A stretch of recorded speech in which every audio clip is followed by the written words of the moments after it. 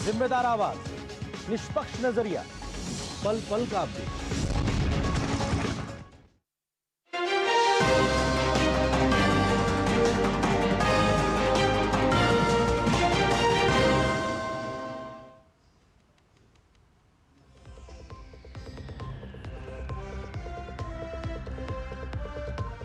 नमस्कार, स्वागत है आपका डीटी न्यूज पर। मैं हूं रेशमा आपके साथ। आइए नजर डाल लेते हैं इस वक्त की हेडलाइंस पर। बिहार में पहले चरण का चुनाव प्रचार थमा। आज पोलिंग बूथों पर पहुंचेगी चुनाव आयोग की टीम। दूसरे दौर के चुनाव प्रचार के लिए जेपी नड्डा, राहुल गांधी समेत कई नेताओं की होगी रैली। वाणिज्य और उद्योग मंत्री पीयूष गोयल न्यूजीलैंड दौरे पर। अपने समकक्ष से करेंगे भारत न्यूजीलैंड के बीच मुक्त व्यापार समझौते पर चौथे दौर की वार्ता। ट्रंप के टैरिफ पर अमेरिकी सुप्रीम कोर्ट में सुनवाई आज। व्हाइट हाउस का बयान, हर परिस्थिति के लिए तैयार, आर्थिक सुरक्षा ही देश की सुरक्षा का विषय। देश भर में धूमधाम से मनाई जा रही है कार्तिक पूर्णिमा और गुरु नानक जयंती। राष्ट्रपति, प्रधानमंत्री ने दी शुभकामनाएं। देव दीपावली के अवसर पर काशी में प्रज्वलित होंगे लाखों दीप।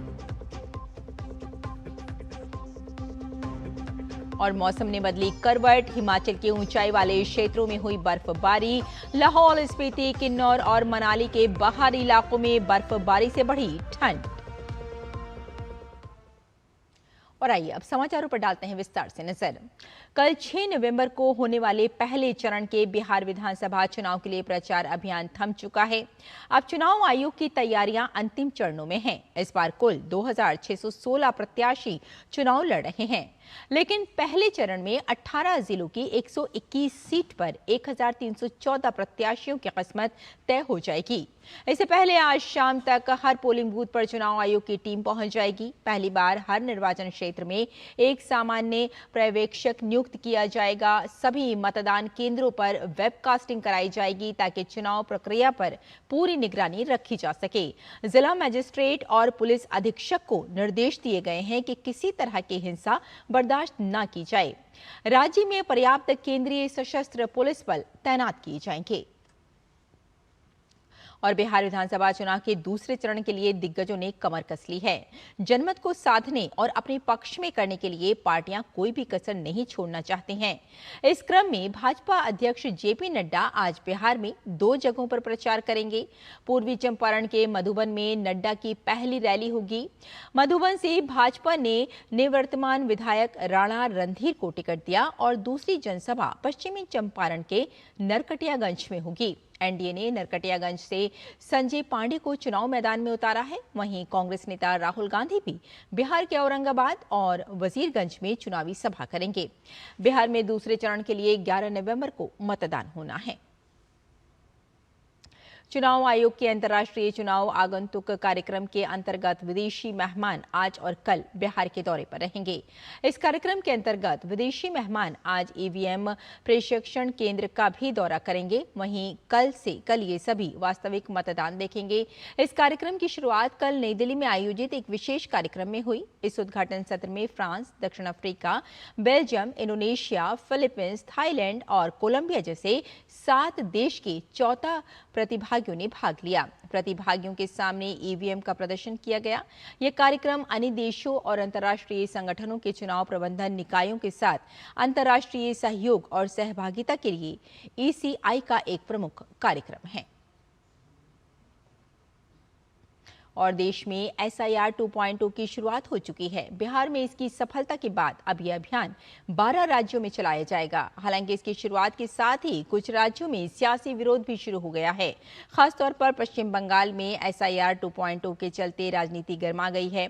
पश्चिम बंगाल की मुख्यमंत्री ममता बनर्जी ने राज्य में एसआईआर के विरोध में मार्च निकाला, तो वहीं बीजेपी ने बंगाल से घुसपैठियों को बाहर निकालने के लिए मार्च निकाला। बिहार के बाद अब बंगाल एसआईआर को लेकर नया मोर्चा बनता जा रहा है।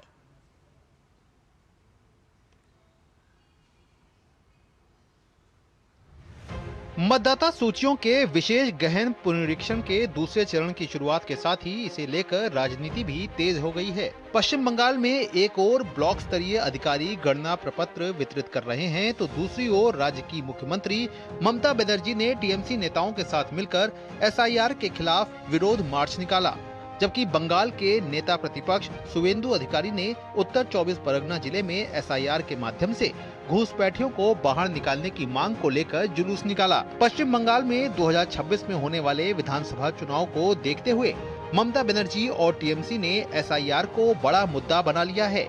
वहीं भाजपा का कहना है कि घूसपैठ, बेरोजगारी, महिला सुरक्षा अपराध व भ्रष्टाचार बंगाल का असली मुद्दा है, लेकिन ममता इन मुद्दों को दबाने की कोशिश कर रही हैं और टीएमसी नेता भाजपा कार्यकर्ताओं और चुनाव अधिकारियों को धमकाते नजर आते हैं। एसआईआर को मुद्दा बनाने की कोशिश हो रही है, जबकि बंगाल की असली मुद्दा अनएम्प्लॉयमेंट है, जॉब नहीं है बंगाल में। That is the issue.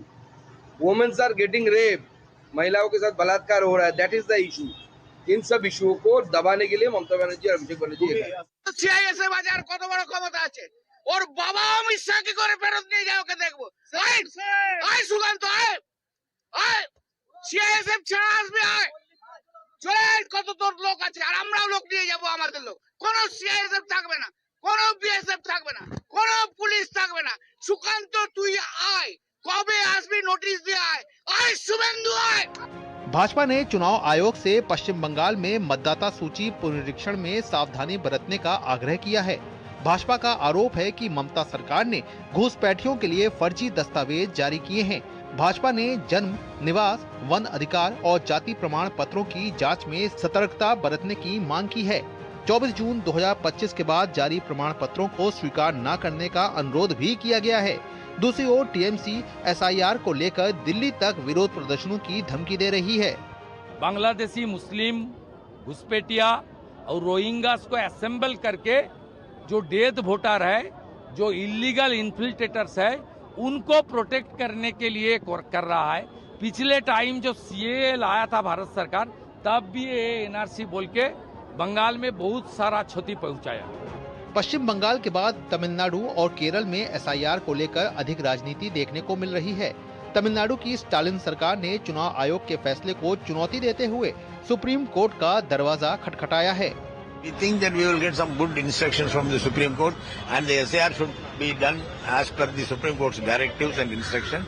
If there is any violation, we will once again go to court and see that the Election Commission had violated the order of the Supreme Court. निर्वाचन आयोग का विशेष गहन पुनरीक्षण यानी SIR अभियान का दूसरा चरण मंगलवार से शुरू हुआ है। इसमें 9 राज्य और 3 केंद्र शासित प्रदेशों के लगभग 51 करोड़ मतदाता शामिल हैं। ये प्रक्रिया 4 दिसंबर तक जारी रहेगी। इस दौरान बीएलओ 1 महीने तक घर घर में जाकर मतदाताओं की जानकारी जुटाएंगे। वहीं 9 दिसंबर को मतदाता सूची का ड्राफ्ट पेश किया जाएगा, जबकि 7 फरवरी 2026 को अंतिम सूची प्रकाशित की जाएगी। Bureau report, DD news.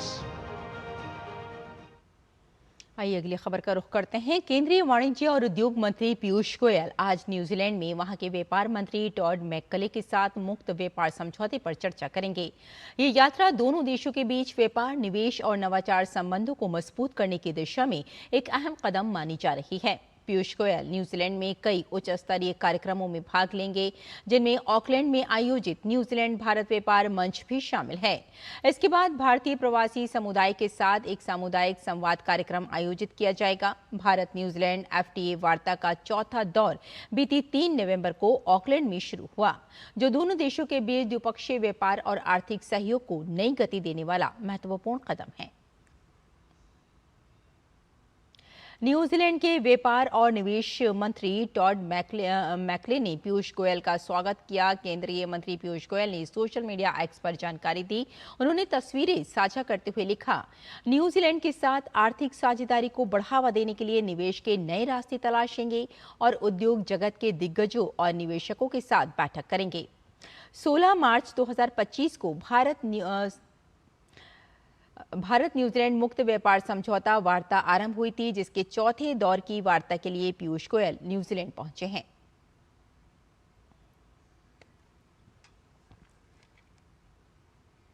और संस्कृति, आस्था और विरासत की आज त्रिवेणी है। कार्तिक पूर्णिमा के अवसर पर देश भर में हर्षोल्लास के साथ देव दिवाली, कार्तिक स्नान और गुरु नानक देव की जयंती प्रकाश पर्व मनाया जा रहा है। दरअसल मान्यता है कि कार्तिक पूर्णिमा के दिन भगवान शिव ने त्रिपुरासुर को वध किया था और देवताओं ने दीप जलाकर विजय का उत्सव मनाया था, जिसके बाद से देव दीपावली मनाई जाती है। वहीं आज के दिन पवित्र नदियों में स्नान और उसके बाद दान पुण्य का बड़ा महत्व है। इस मौके पर वाराणसी, अयोध्या के अलग अलग जगहों पर देव दिवाली की भव्य तैयारी की गई है। खासतौर पर काशी में घाटों पर लाखों दीपों की रोशनी, लेजर शो का आयोजन किया जाएगा। वहीं देश भर की पवित्र नदियों में सुबह से ही भारी संख्या में श्रद्धालु स्नान कर रहे हैं। सिख धर्म के अनुयायियों के महत्वपूर्ण पर्व गुरु नानक देव जयंती पर अमृतसर का स्वर्ण मंदिर रोशनी से जगमगा उठा है। इस मौके पर देश विदेश से आए श्रद्धालु हरमंदिर साहिब में मत्था टेकने पहुंच रहे हैं। गुरु नानक जी सिख धर्म के संस्थापक और सिखों के सबसे पहले गुरु के रूप में जाने जाते हैं। उनका जन्म कार्तिक माह की पूर्णिमा तिथि पर हुआ था, इसलिए इस दिन को हर साल गुरु नानक जयंती के रूप में मनाया जाता है।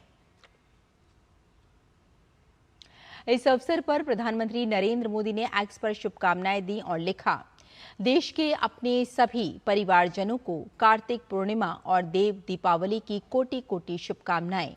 भारतीय संस्कृति और अध्यात्म से जुड़ा ये दिव्य अवसर हर किसी के लिए सुख, शांति, आरोग्य और सौभाग्य लेकर आए। पावन स्नान, दान पुण्य, आरती और पूजन से जुड़ी हमारी ये पवित्र परंपरा सबके जीवन को प्रकाशित करे। और देव दीपावली पर देखिए डीडी न्यूज की संवाददाता डॉक्टर सुयश शर्मा की ये खास रिपोर्ट।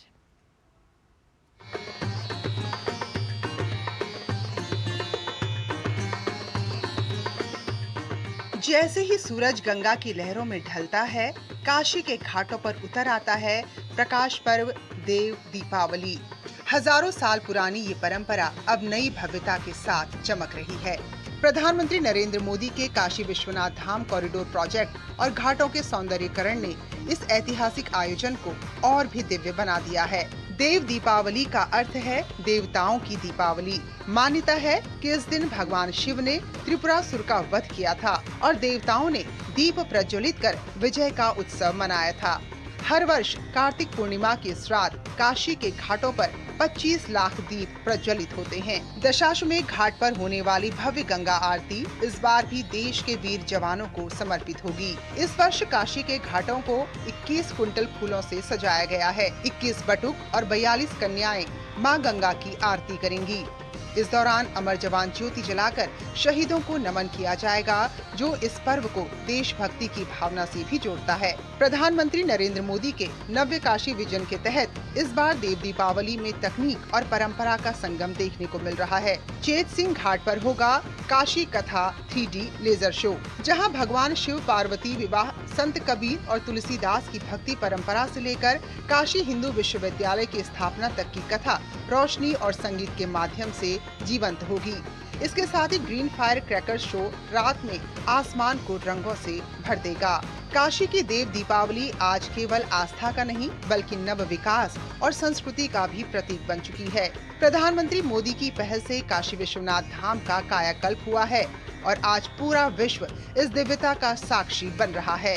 देव दीपावली का संदेश स्पष्ट है, अंधकार पर प्रकाश की विजय और पुरातन परंपरा में आधुनिक भारत की चमक। काशी की ये दिव्यता अब न केवल आस्था का प्रतीक है बल्कि नए भारत की नई पहचान भी है।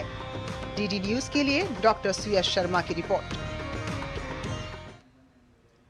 और राष्ट्रपति द्रौपदी मुर्मू ने गुरु नानक देव जी की जयंती के अवसर पर देशवासियों को शुभकामनाएं दी।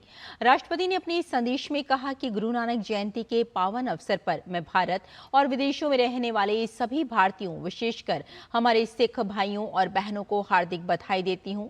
यह अवसर हमें गुरु नानक देव जी के आदर्शों और मूल्यों को अपनाने के लिए प्रेरित करता है और एक बेहतर समाज के निर्माण की दिशा में हमारा मार्गदर्शन करता है। गुरु नानक देव जी का संदेश हमें सिखाता है कि सत्य, न्याय और करुणा पर आधारित जीवन जीना ही सफलता का सच्चा मापदंड है। प्रधानमंत्री नरेंद्र मोदी ने प्रकाश पर्व पर एक्स के माध्यम से देशवासियों को शुभकामनाएं दी। श्री गुरु नानक देव जी का जीवन और संदेश आज भी मानवता का मार्गदर्शन करता है। उनके करुणा, समानता, विनम्रता और सेवा के उपदेश अत्यंत प्रेरणादायक हैं। प्रकाश पर्व की हार्दिक शुभकामनाएं। उनके ज्ञान का प्रकाश हम सबको हमेशा प्रकाशित करता रहेगा।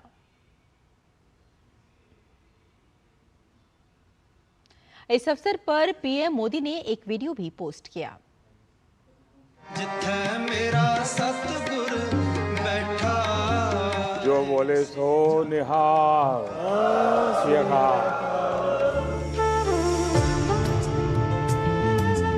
गुरु नानक देव जी सिखों के पहले गुरु ही नहीं बल्कि वो जगत गुरु है। उन्होंने पूरी मानवता के कल्याण के बारे सोचा। उन्होंने सभी जातियों को एक समान बताया। महिला सशक्तिकरण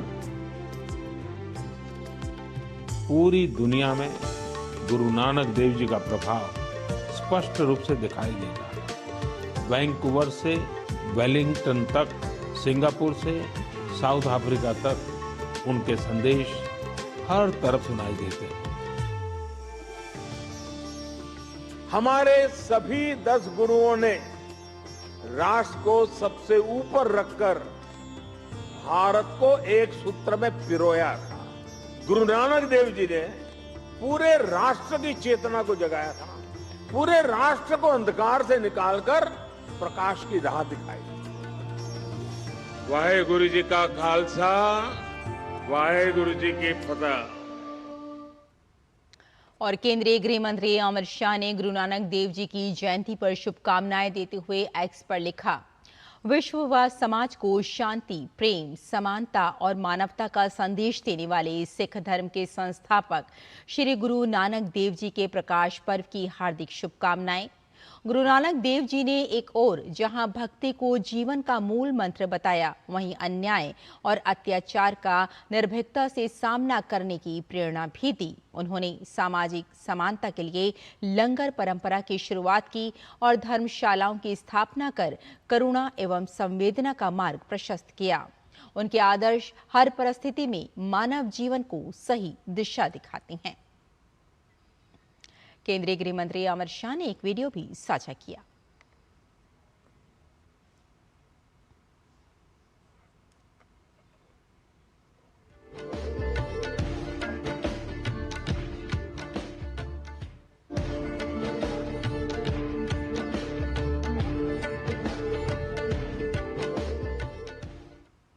और यहाँ रुकते एक छोटे से ब्रेक के लिए, जल्द हाजिर होते हैं। आप देखते रहिए डीडी न्यूज। सस्ते वाले दाल मसाले स्वाद हुआ बेकार। MDH की हल्दी मिर्ची धनिया करे कमाल। ये रंग दे, ये खुशबू दे, ये तीखा, ये कम पड़े। क्या निराला MDH मसाला। जब धरती चीर कर निकलता है लोहे का पत्थर और मिलता है मोंगिया के जोश से, फिर तपता है, पिघलता है और बनता है फौलाद। अब होता है सरिया सारी खूबियों के साथ। मोंगिया स्टील, मजबूत देश का मजबूत सरिया। कौन है जो जोड़े देश को? विकसित भारत का विकसित भारत। आपके घर के खाने में रेस्टोरेंट जैसा स्वाद ले आए MDH का शाही पनीर मसाला। पनीर को क्या मस्त बना डाला।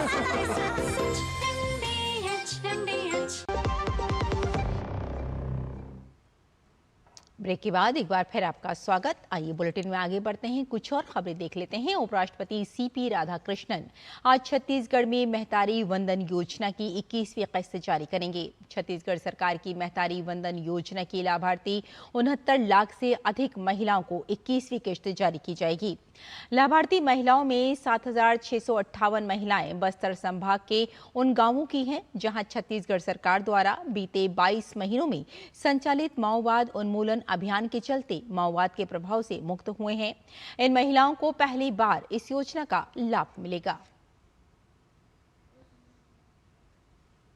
और छत्तीसगढ़ में बिलासपुर स्टेशन के पास रेलगाड़ी के पटरी से उतर जाने की घटना के बाद राहत और बचाव कार्य पूरा हो गया है। वहीं ट्रेनों की आवाजाही भी शुरू हो गई है। दरअसल मंगलवार को बिलासपुर स्टेशन के पास मालगाड़ी एवं मेमू लोकल डिरेल हो गई थी। इस हादसे में 11 यात्रियों की मौत और 20 यात्री घायल हो गए थे। रेलवे ने हादसे में मृतकों के परिजनों को 10 लाख, गंभीर रूप से घायल यात्रियों को 5 लाख रुपए और सामान्य रूप से घायल यात्रियों को 1 लाख रुपए की सहायता देने की घोषणा की है। घायलों को त्वरित अनुग्रह सहायता राशि के अग्रिम के रूप में 50,000 की राशि प्रदान की गई।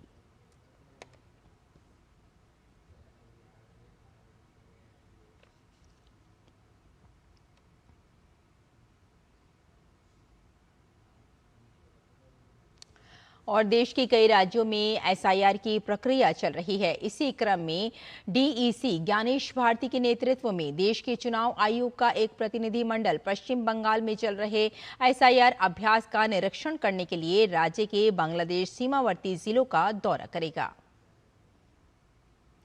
अमेरिका के लुइसविले मोहम्मद अली अंतर्राष्ट्रीय हवाई अड्डे से उड़ान भरने के बाद ही एक कार्गो प्लेन हादसे का शिकार हो गया।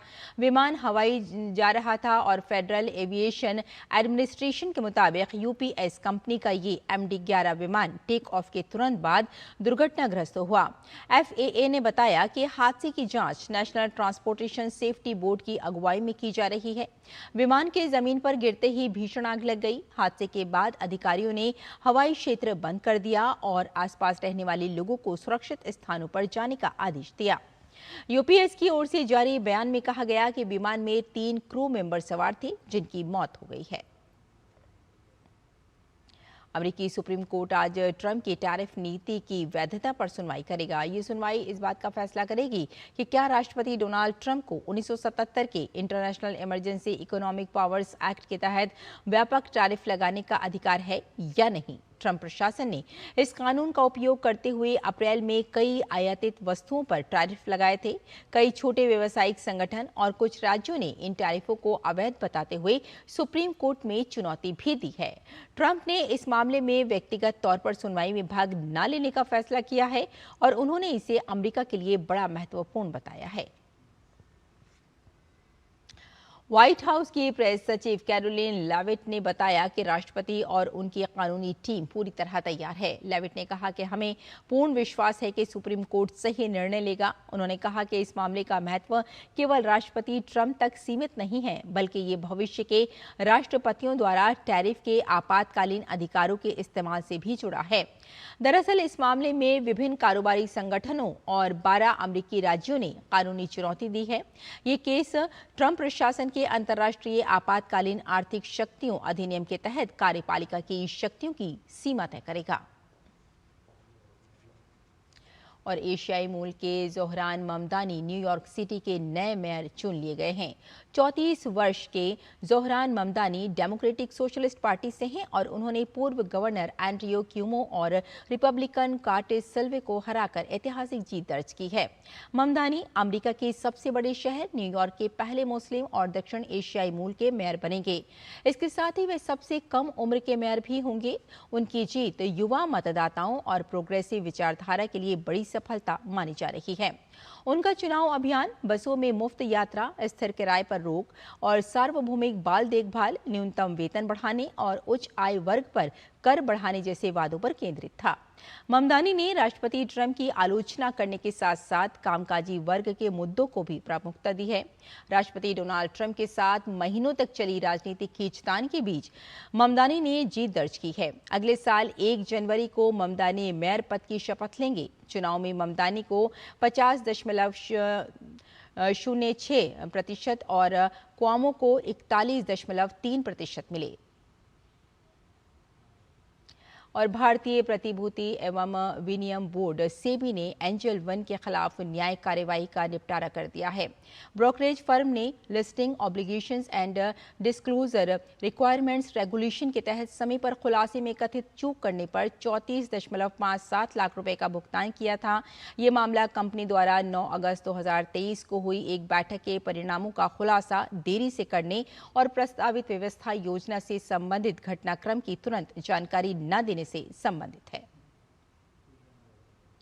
और खेलों में हरमनप्रीत कौर की कप्तानी वाली वर्ल्ड चैंपियन टीम कल शाम दिल्ली पहुंची। एयरपोर्ट पर इनका जोरदार स्वागत हुआ। फिर ताज पैलेस होटल पहुंचने पर खिलाड़ियों और सहयोगियों स्टाफ पर गुलाब की पंखुड़ियां बरसाई गईं और ढोल नगाड़ों के साथ भव्य स्वागत किया गया। जेमिमा रेड्रिक्स, राधा यादव और स्नेह राणा होटल के भीतर ढोल की थाप पर थिरकती हुई नजर आई।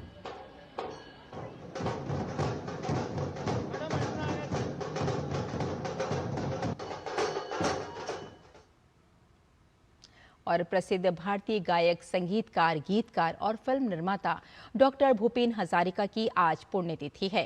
वे एक बहुप्रतिभाशाली व्यक्ति थे जिन्होंने गायक, कवि, संगीतकार, गीतकार, अभिनेता, पत्रकार, लेखक और फिल्म निर्माता के रूप में काम किया।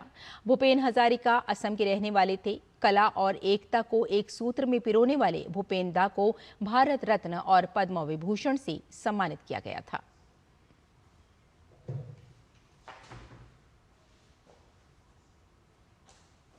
तो इस बुलेटिन में फिलहाल इतना ही, लेकिन डीडी न्यूज़ पर खबरों का सिलसिला जारी रहेगा। नमस्कार।